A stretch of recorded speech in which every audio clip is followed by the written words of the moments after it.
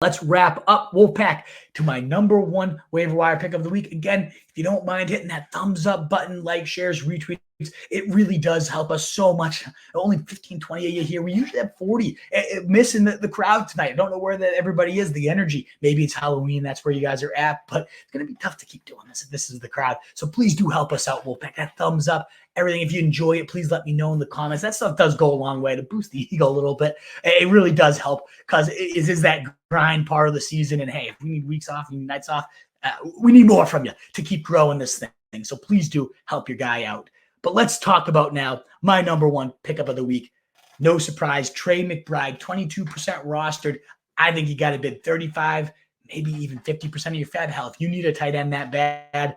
Maybe ship it all for Trey McBride. I have him as a top 7 rest of season tight end. I do not think this was a fluke, but let's dive in to why I think this guy could be a true bona fide season winning tight end moving forward. We joked last week, we talked about him. He was maybe the pickup 9, I believe, on the list. Him and Taysom Hill, 9 and 8.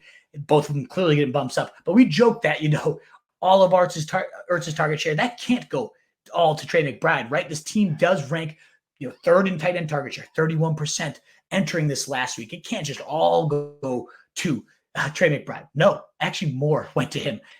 38.9% target share, the highest single game target share a tight end has logged all year, more than anything Travis Kelce has even done. That was because of a team high 14 targets, 88% of the routes, 83% of the snaps, compared to a previous season high of 58%. The role upgrade was massive. The usage could not have been better. Truly, again, nobody saw a better target share this entire season than what Trey McBride just did this last year. And a whopping 46% of those were first read targets. They were drawing these plays up to go and get him the rock, and all he did was continue to thrive. We talked about this last week as well. He still remains Trey McBride behind only Travis Kelce in yards per route run, 2.26, one of the most predicted efficiency metrics that is out there.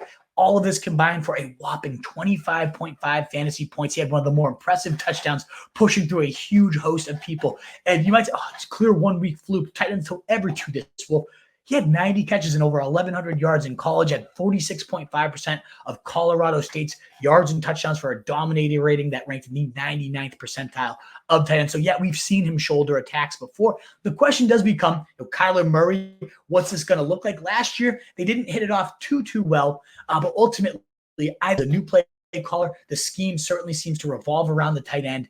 I am a huge fan of Trey McBride moving forward. Yeah, I don't expect 25 fantasy points every week, but I do think a consistent 10 to 15 is well within his range of outcome. I do think we're going to get 7 to 10 looks every single week as the clear number 2 target behind maybe only Marquise Brown, maybe the number 1 target in this offense moving forward.